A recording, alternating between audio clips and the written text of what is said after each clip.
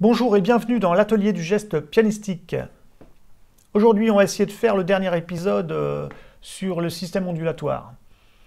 Cette fois, pas de tenue. Donc on va faire sans tenue, sans rien. On va essayer de jouer des notes en faisant une pleine onde du poignet. On va découvrir de nouvelles choses. Donc comme on fait, bon, on va rappeler 1, 2, 3, 4. 1, 2, 3, 4. 3, 4. On va passer pas mal de temps en l'air.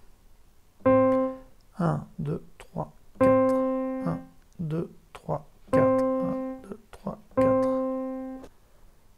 1, 2, 3, 4. Mais dynamiquement, c'est... Voilà, il faudrait que vous arriviez à faire cette chose-là. Vous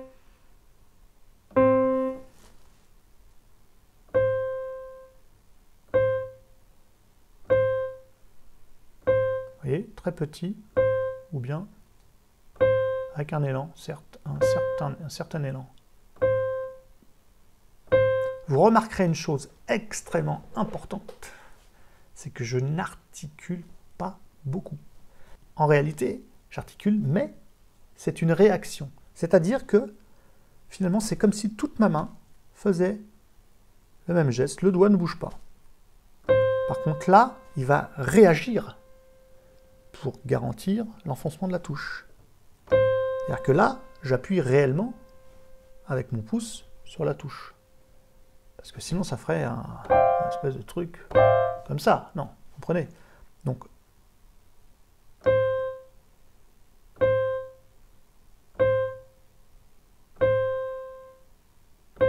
si je bloque pas, enfin si je continue le mouvement en appuyant, ça fait que mon poignet remonte.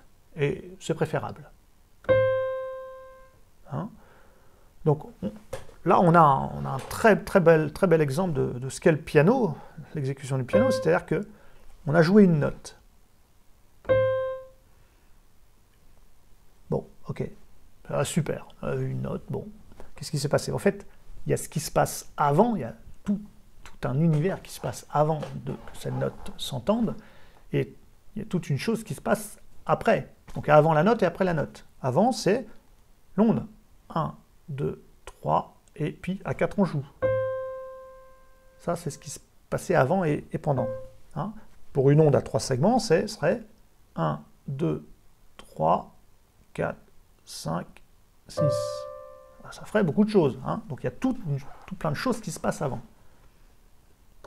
Et il y a plein de choses qui se passent après, c'est-à-dire qu'on continue le mouvement, toujours continuer le mouvement, pour être souple et pour pouvoir faire autre chose après. Alors, si je m'arrêtais comme ça, après si je veux aller là, je vais faire comment? Je vais arriver comme ça? Non. Ça me permet de pouvoir faire plein de choses après. Donc, tout ce qui se passe avant et tout ce qui se passe après. Et ce qui se passe pendant, bien sûr. Mais ça, c'est... Si vous avez fait bien le boulot avant de jouer la note devrait jouer assez simplement. Donc on recommence. Voilà. 1, 2, 3, 4. 1, 2, 3, 4. 1, 2, 3, 4. 1, 2, 3, 4. Si je redécompose bien. 1, alors 1, 2, 3, 4. Et moi, je veux prendre la hauteur. Alors, la hauteur se prend. Encore une fois, ça va être très important parce que tout à l'heure, je vous ai dit, le doigt n'articule pas. Regardez, lorsque je vais jouer le 2, je joue très peu. Il y a très peu de différentiel. Je crée une onde. Alors, plus à plat si je veux. Mais je passe, vous ne voyez pas mon doigt qui fait des trucs comme ça, quoi. Hein, je n'articule pas outre mesure, j'articule très peu. En fait, quand je rentre en contact avec la touche, là, je vais vraiment réagir pour appliquer la force nécessaire à l'enfoncement de la touche pour pas que ça fasse une espèce de truc comme ça. Parce que si c'était juste si je ne changeais pas ma position, si je ne réagissais pas, je jouerais toutes les notes en même temps. Donc là, ce n'est pas le cas.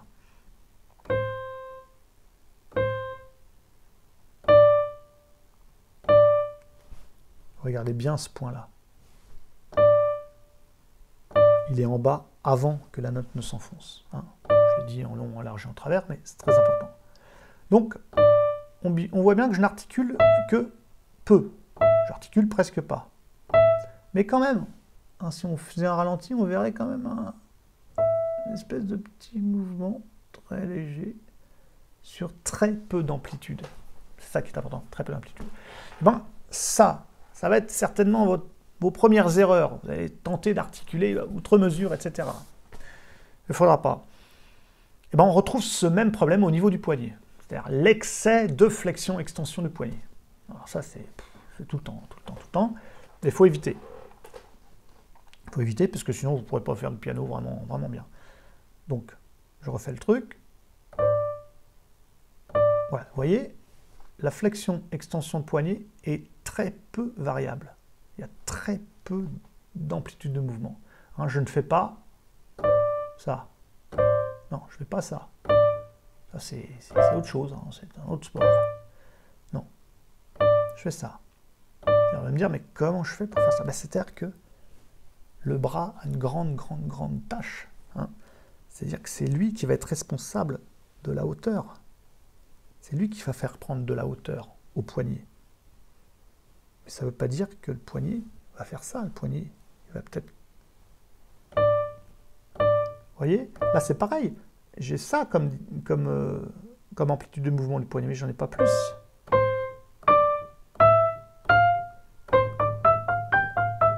Parce que je fais ça, j'ai pas... Vous voyez? Pou, pou, pou, pou. Donc, faites très attention aux amplitudes de mouvement. Vous devez avoir constamment en tête qu'il ne faut pas que ce soit trop important, très important.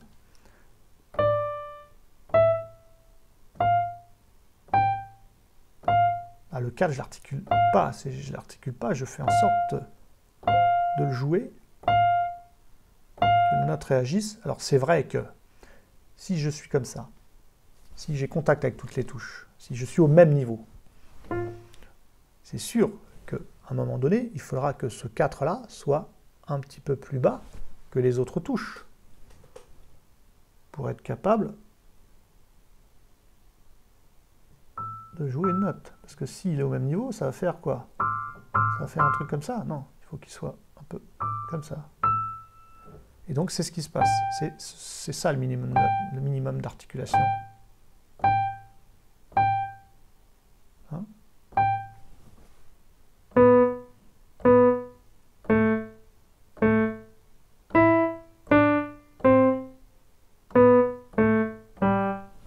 Donc, c'est très important, ça. Donc, on prend l'élan, phase 1, 2, 3, pour 2 segments, phase 1, 2, 3, 4, 5 pour 3 segments.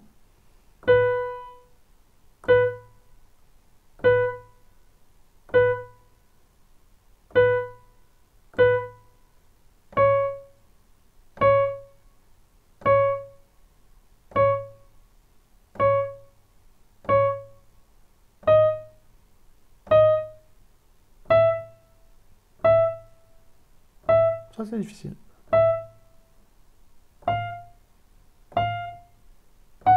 N'importe quelle touche.